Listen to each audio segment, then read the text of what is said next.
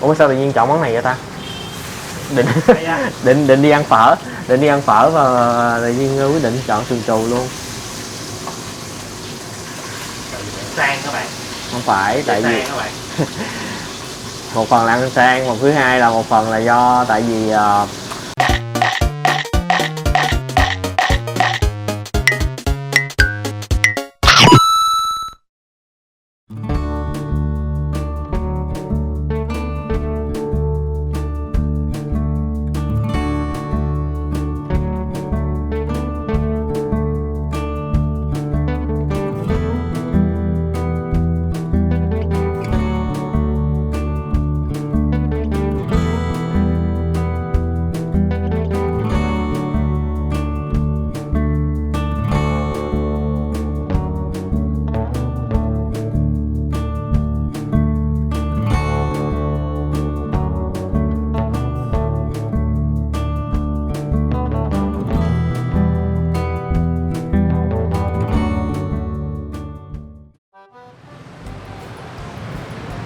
Hi, xin chào cả nhà, Gia Phú và Mèo rất vui được chào đón cô chú anh chị cùng tất cả các bạn đã đến với TM Food Travel.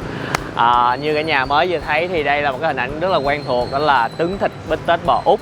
Thì không nhớ là khoảng thời gian là bao nhiêu. Lần trước thì Phú đã có quay ở bên 54 Đặng Dung, phường Tân Định, quận Nhất, với cái món là bít tết nhưng mà bò Wagyu ăn theo kiểu Việt, được rất là nhiều thực khách đến ủng hộ và thưởng thức. Thì những ngày gần đây thì có một số vị khách đã đến ăn và có chia sẻ là ở đây có cái món mới, đó là cái món phở bít tết. Ngày hôm nay chúng ta sẽ thưởng thức cái món phở bít tết của anh Trứng Thịt này sẽ như thế nào. Ở địa chỉ là 69 Mạc Đỉnh Chi, phường Đa Cao, quận Nhất. Giá cho một tô phở bít tết là 150.000. Đó. Thì nếu mà ai đã từng đến địa chi nhánh bên kia thì cho Phú bình luận lại nha, tại vì cho mọi người được biết và được có cái độ tham khảo nó tin cậy hơn. Rồi thì bây giờ chắc là chúng ta sẽ vào trong tìm hiểu phở bò bít tết cho cả nhà cùng xem nha. Đừng quên xem full clip và like, share cũng như là nút subscribe. Cảm ơn cả nhà rất là nhiều.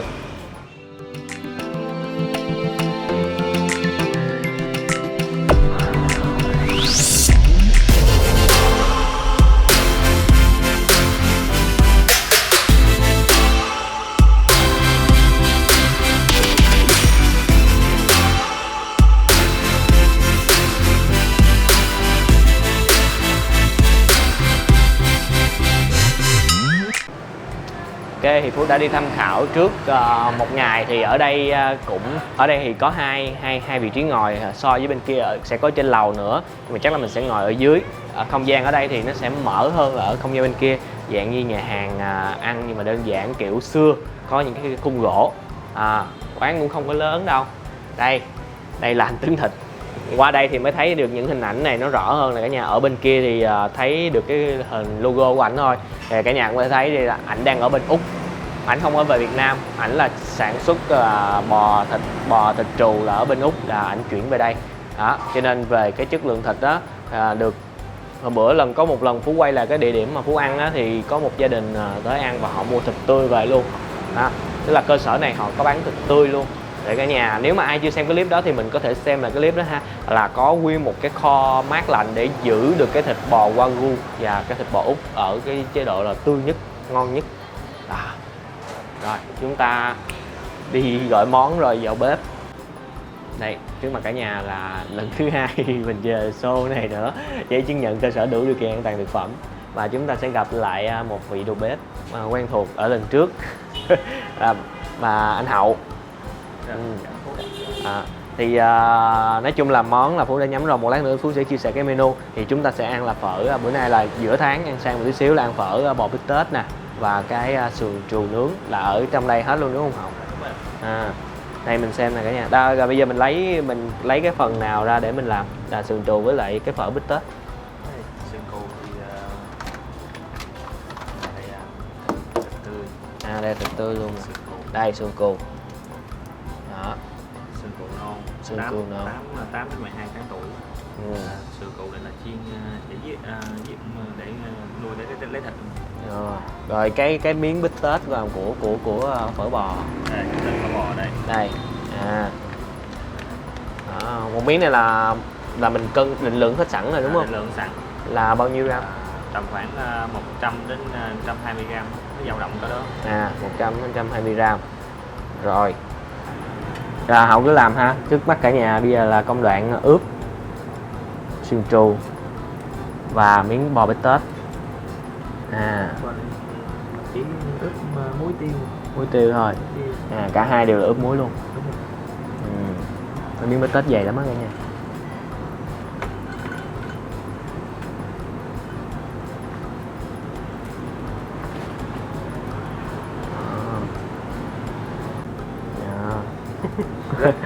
Rắc chà cho nó thấm vô.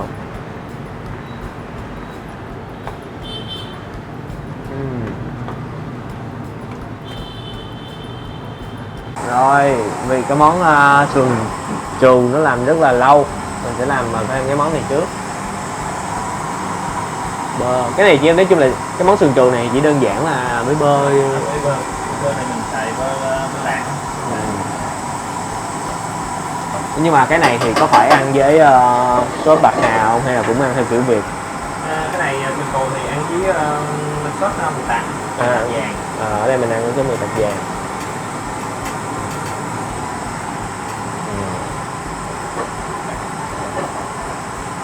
Chắc cái này là do sườn trù non cho nên là ăn với cái dạng như vậy.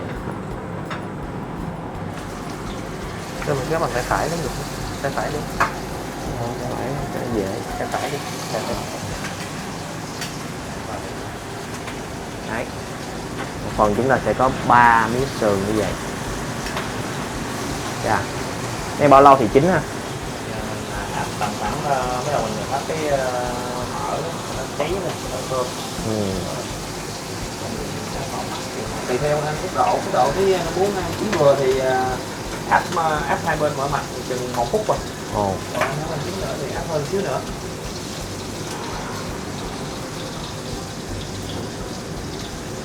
Tầm bao nhiêu phút thì là xong cái món này? Tầm khoảng khi mà chiên cái này là tầm khoảng từ 3 đến 4 phút rồi. 3 đến 4 phút. Trời lâu lắm rồi mới ăn sườn trù á. Từ cái thời mà đi làm nhà hàng.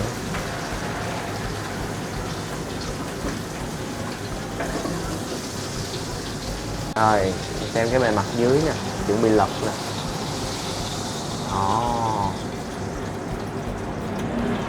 Thơm quá.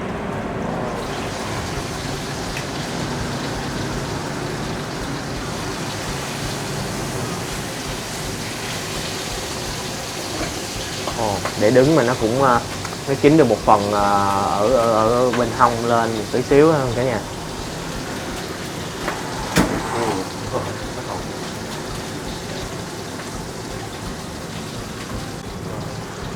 Ủa sao tự nhiên chọn món này vậy ta? Định đi ăn phở, và tự nhiên quyết định chọn sườn trù luôn. Sang các bạn. Không phải, tại vì các bạn. một phần là ăn sang, một thứ hai là một phần là do tại vì mình có hỏi thì một cái món phở á, một lát mình sẽ chia sẻ, tại vì cái món phở nó sẽ hơi thiếu công đoạn một tí xíu, cho nên Phú muốn gọi một cái món mới cho nó hấp dẫn để cả nhà xem hơn. Rồi. Đây là nó thịt tái à.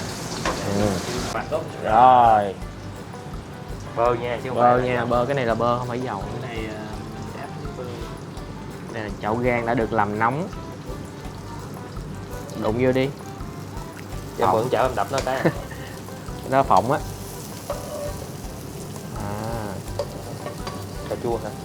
Cà chua, ớt chuông, khoai tây. Rồi.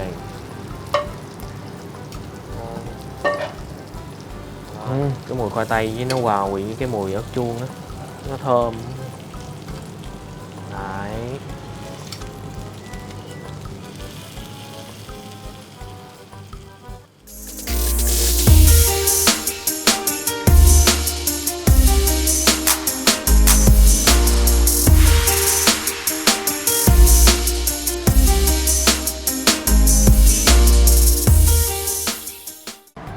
Rồi sau khi xem công đoạn chế biến thì bây giờ đợi cho món ăn ra thì mình chia sẻ một tí xíu ha. Đây là cái menu mới của quán nè. Lần trước cái menu nó đơn giản hơn, giờ cái này nó xịn sò hơn rồi. Giờ mở cửa của bên chi nhánh Mạc Đĩnh Chi này là 11 giờ trưa đến 9 giờ tối. Còn ở bên kia Hòa Kỳ là 10 giờ sáng đến 9 giờ tối, từ thứ hai đến chủ nhật luôn. Đây, bây giờ chúng ta cùng xem sơ là cái menu ha. Em mở hình ra là nguyên cái miếng bò đây. Ai chưa xem đây là cái logo ngầu Rất là ngầu. như cái poster phim kinh dị vậy. Đây, giá bánh mì thịt bò nướng. Bò là bò Úc đó nha cả nhà. Giá 125.000 cho một ổ bánh mì bò nướng. Đó, một cái món này lát hồi chúng ta ăn nè, sườn trù nướng 790.000 cho 220g. Giữa tháng ăn sẵn sang đi rồi cuối tháng ăn khoai lại. Cái bít tết bò Úc lần trước thì bây giờ đã là 150.000, 100g. Thì trong cái phần này là đã có khoai tây và trứng để chúng ta ăn theo kiểu bánh mì chấm đó nha cả nhà. Mình sẽ gợi nhớ clip cũ cho cả nhà xem. Món chính mì Ý bò bằm. Và đây là những cái set ăn đi nhiều người. Có 1,5 triệu còn 1.285.000 nè, 1,7 triệu mà từ 2 triệu đó, những cái set ăn nhiều người 2,4 triệu, 2,450 triệu. Có món cơm trộn nữa, ở đây có bán cơm trộn nữa, không phải cơm trộn, cơm teriyaki. Thức uống là rượu vang. Rồi đây hình cuối cùng phở, món mới. Có cái gì dưới này? Cơm trộn trứng thịt nữa nè, cũng 150 luôn. Rồi đợi món ăn ra ngoài đây. Số điện thoại ai có nhu cầu mình sử dụng cái thịt tươi này có thể liên hệ để mình mua ha. Rồi ok cả nhà ơi, thì bây giờ là thông thường khi đến em ăn mỗi một phần ăn thì là sẽ có một cái dĩa rau về ăn kèm nữa. Bây giờ thì rất là Gia Phú, Gia Mèo xin mời cả nhà cô chú anh chị cùng tất cả các bạn chúng ta thưởng thức món sườn trù nướng trước nha. Sau rồi ăn phở, tại vì nếu mà làm cùng lúc thì nó sẽ bị nguội. Đây, nhưng mà chắc là mình sẽ nhìn ngắm lại, mình chia sẻ một tí xíu. Đây. Thì đây là cái sườn trù non. Anh Tuấn ở bên Úc là anh nuôi để lấy thịt. Thì cái loại thịt này nè, nó rất là nhiều chất dinh dưỡng.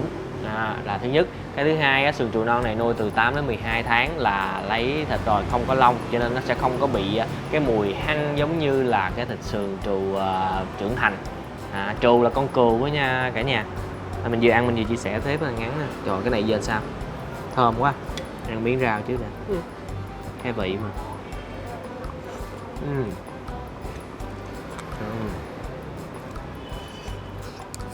Cắt trước nha. Ôi trời ơi, mềm, để vô một cái.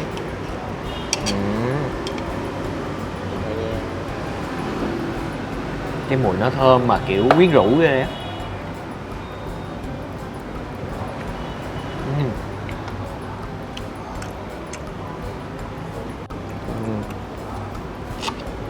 Mềm dữ. Đây cả nhà nhìn thấy không? Mềm lắm luôn á. Có cái sốt Bồ Tát vàng. Thịt ở trong nó cũng sẽ có hồng hồng như vậy. Tùy chúng ta thích khẩu vị là ăn chín hay ăn vừa.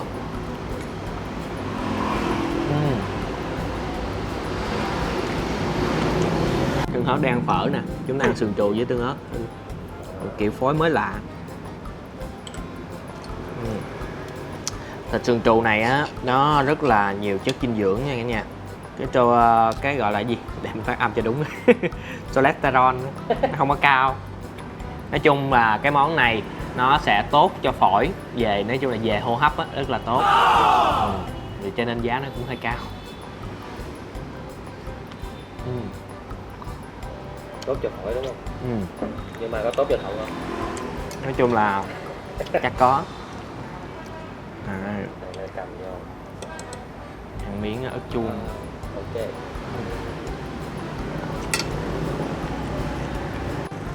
Đây.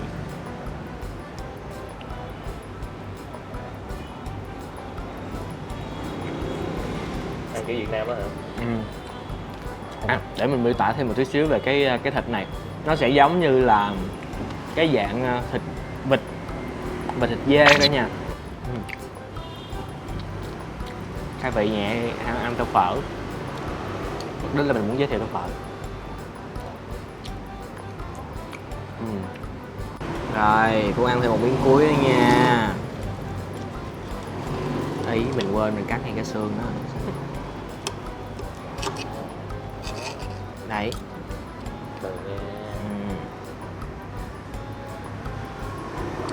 Để mà kiểm định xem cái món cái này á, nó cái thịt này á nha, là nó sẽ dựa theo cái màu nữa, cái màu sẫm màu tím á, là với lại có mỡ vàng á, là cái thịt cừu nó không có chất lượng. Nhìn nha.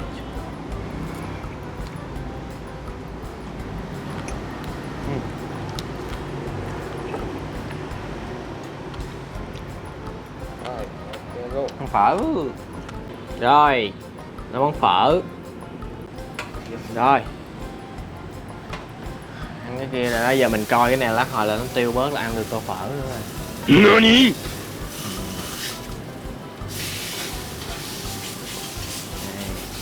Thì nói chung là cái này nó hơi thiếu công đoạn một tí xíu, là tại vì cái nồi xương ống là ở bên kia đúng không Hồng? Đúng rồi, nằm bên 54. Ở bên chi nhánh Đặng Dung. Nước lèo sẽ được đem cân đo đong đếm định lượng rồi đem ở đây, bán phần nào thì làm phần đó thôi. Thì đó, kế bên cả nhà đó là hai cái cái giữa là cái nồi gì vậy? Rồi đó là mình trần trứng. À, trần trứng. Đó, là nước lèo đó cả nhà.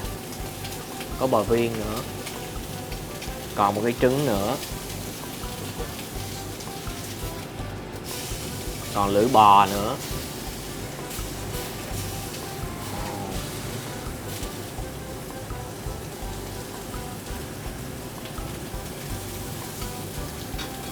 Đó, mình phải quay cái bề ngang á để mới thấy được cái độ dày của cái miếng bít tết.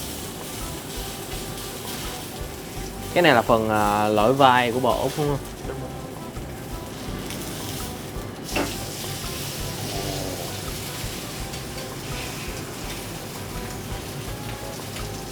Này là có đường gân mà khi mình áp á, mình phải dùng cái gấp mình đè xuống để cho nó chín. Để nó chín cái đường gân. Nó chín đi thì ăn nó rất là giòn. Thích cái đó đó, ăn cái thịt bò là thích cái phần đó đó, nó sần sật. Một lát nữa thì Phú sẽ chia sẻ cái lý do vì sao có cái món này cho cả nhà, của anh chủ, anh Tuấn. Anh Tuấn chứ vì cái đọc đó là Tấn. Rất là hay.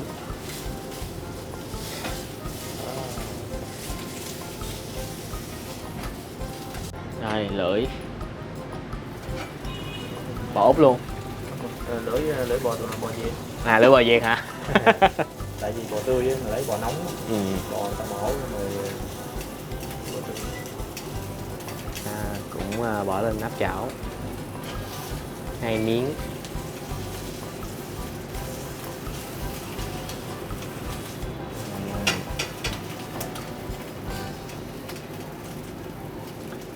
Bếp bên đây nó nhỏ hơn bếp ở bên kia ha. Ở bên kia thì cái nhà bên kia cái bếp nó sẽ, chúng ta cũng thể thấy lộ thiên ở ngoài hơn.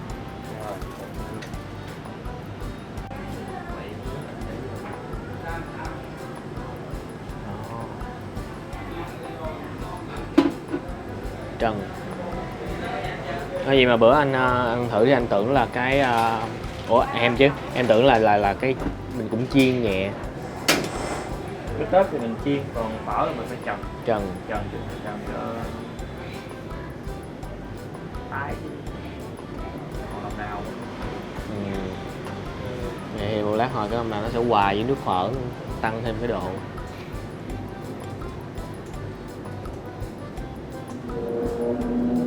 Rồi.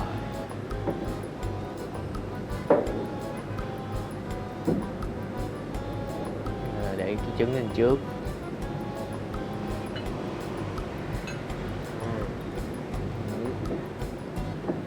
Xong. Cái lưỡi. Cái món này là coi như là mình bán từ sáng luôn rồi đúng không? Bán nguyên ngày luôn. Bán nguyên ngày luôn. Bán nguyên ngày. ba cái này. Rồi.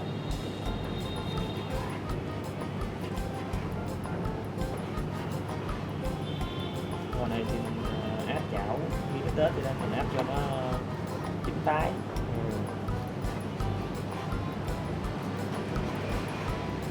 Tính ra mình cũng làm để cũng đơn giản ha, để giữ cái hương vị phở thuần túy ha. Trời ơi, buổi sáng mà đi ăn cái tô này thôi dư năng lượng làm việc đến chiều tối luôn rồi. Đó. Xếp lên.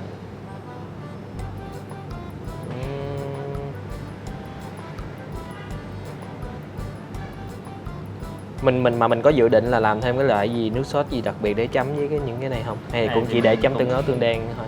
Tương đen. Tương đen với ớt xay. Ớt xay mình xào lên, mình xay lên, mình xào lên, không có xào nữa. Rồi. Đây. Mùi thơm.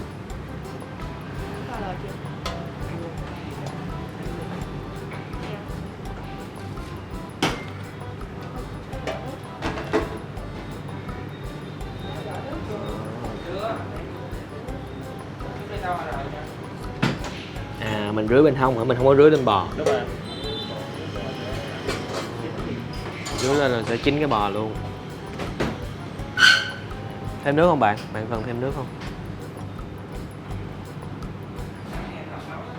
Nước nữa là nó sẽ ngập lên bò thôi, bị gì chả chín. Thế là cố ý rồi. Ghê luôn. Dạ.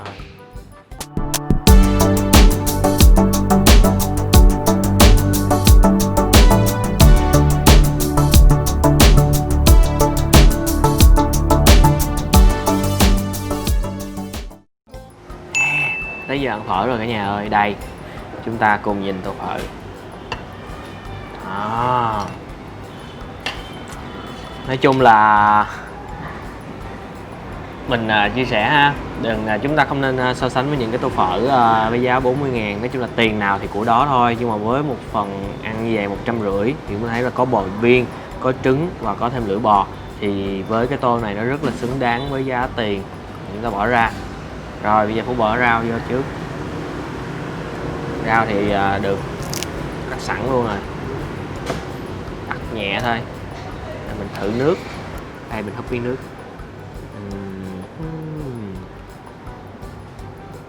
Thấy chưa? Hơi khó ha.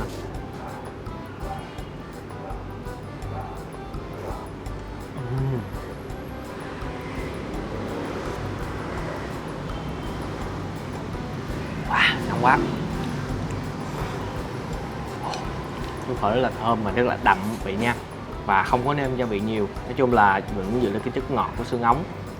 Hồi nãy Phú nói là chia sẻ với lý do tại sao mà anh Tuấn này là nghĩ ra cái món này là tại vì anh cũng có chia sẻ trên Facebook á, mình cũng có hỏi một số bạn này chia sẻ là hồi trước anh ở Việt Nam, tức là ảnh cũng thiếu thốn, thì ảnh không có được ăn phở, anh chỉ được nhiều khi phải đi xin nước phở về để ăn với cơm để chan. Thì đó là một cái ký ức rất là sao ta, một cái tuổi thơ khó khăn của anh đã từng trải qua. Rồi khi mà bây giờ là cái cuộc sống của anh đã thay đổi và nó phát triển hơn, thì anh ở bên bển, anh muốn lấy cái món phở này nè, anh kết hợp với công việc anh đang làm để vừa Tây và ta, cũng như là gợi nhớ là cái ký ức mà hồi xưa anh đã trải qua. Thôi mình không phải là người trong cuộc, mình chia sẻ nó sẽ không có hay. Trời ơi, ngon quá. Bây giờ cái tô phở nó rất là đậm rồi. Bây giờ mình sẽ bỏ thêm tương đen nha, và ớt luôn. Đó, cho đúng với khi chúng ta ăn phở. Buộc phải trộn mà nhỉ? Không trộn là không được. Phở là nước ở đậm rồi đó, cho nên Phú không có dám bỏ nhiều trên nó. Để mình quậy cái phần bên đây thôi. Đó. Wow. Có thêm cái vị ngọt của tương đen, cái vị cay của tương ớt. Đúng. Đây mình dạt cái phở ở đây ha. Thiệt, tô đẹp ghê mà phải Đã thôi.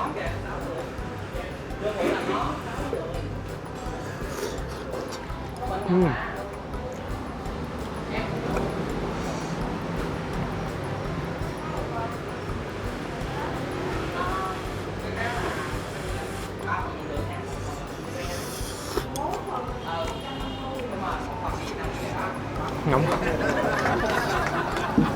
Sẽ sử dụng là sợi bê phở mỏng Rồi gấp lên miếng ăn. tại vì hồi nãy Phú yêu cầu làm cho nó hấp dẫn hơn á, nó sôi nó nóng á, quay cho hấp dẫn á, cho nên nó bị đem vô làm một lần nữa, cho nên cái sợi bánh phở này nó sẽ dễ bị nát, chứ hồi nãy là nó còn nguyên sợi. Cái phở này mà sôi quá là nó sẽ bị như vậy.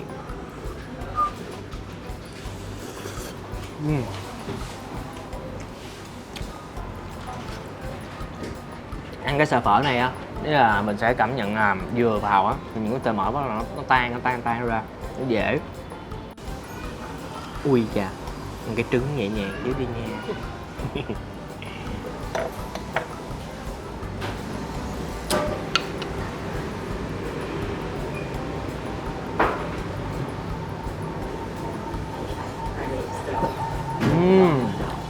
Giờ này giờ khách vô rồi.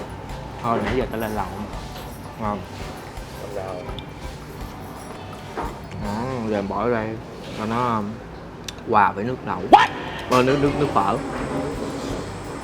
Tô này quá là tuyệt vời. Đây có miếng bò này, ăn luôn nha.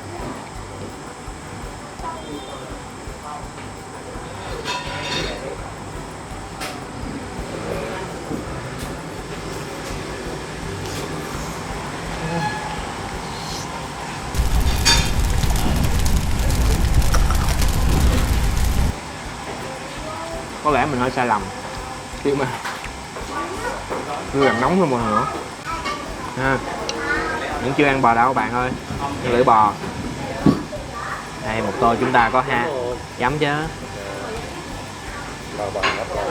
Đây thì ở cái tô phở này nè, nếu mà mọi người thích ăn bò viên không thì không lấy lưỡi vẫn được nha cả nhà. Mình có thể lựa chọn nhưng mà ăn vậy thì mình được 3 món.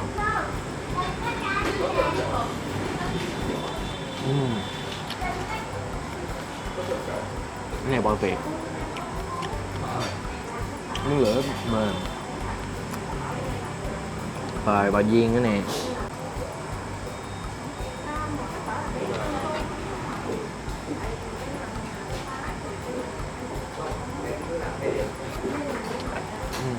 Có bạn kia ăn phở luôn, một gia đình.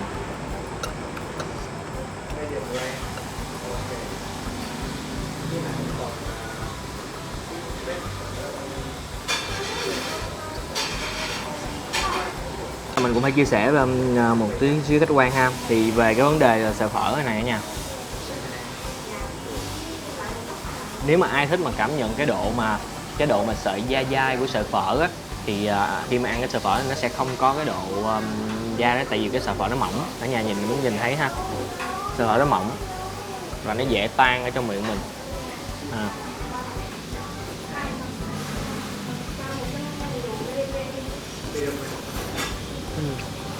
Trời ơi.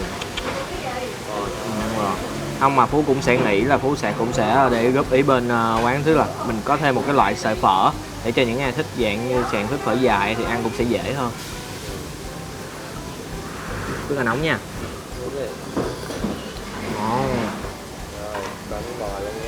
Mình vẫn ăn không trước. Cái này có cái gân sạch.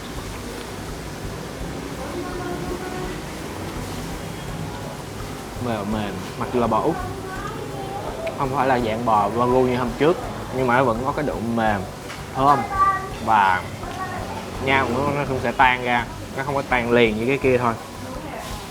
Ăn này thì nói chung là hương vị được nâng tầm á.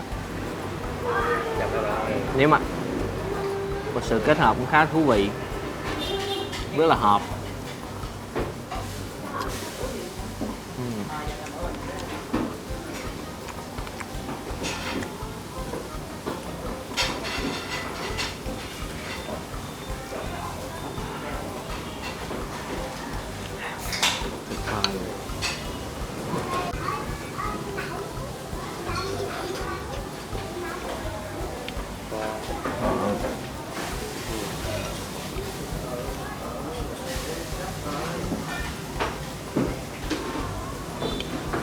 Mình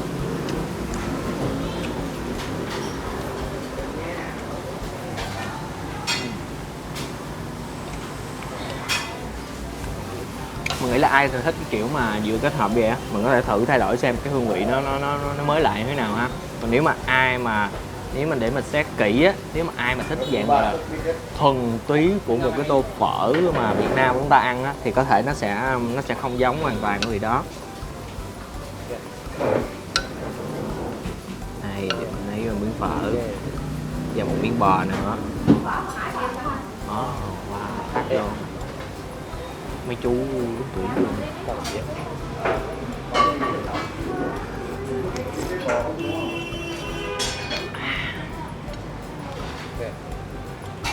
Được rồi, quá nhiều dinh dưỡng. Ok, xong rồi. Vậy là ngày hôm nay là giới thiệu cả nhà một món ăn phải nói là sự kết hợp rất là thú vị giữa Tây và ta, món phở bít tết. Thì nói chung là hồi nãy Phú cũng chia sẻ là ai mà khó tính mà về cái gọi là cái hương vị thuần túy phở á, thực ra thì nó cũng không có tới quá mức đâu, tại vì trong cái nước phở nói chung là vẫn mang đậm chất cái mùi hương vị phở của Việt Nam.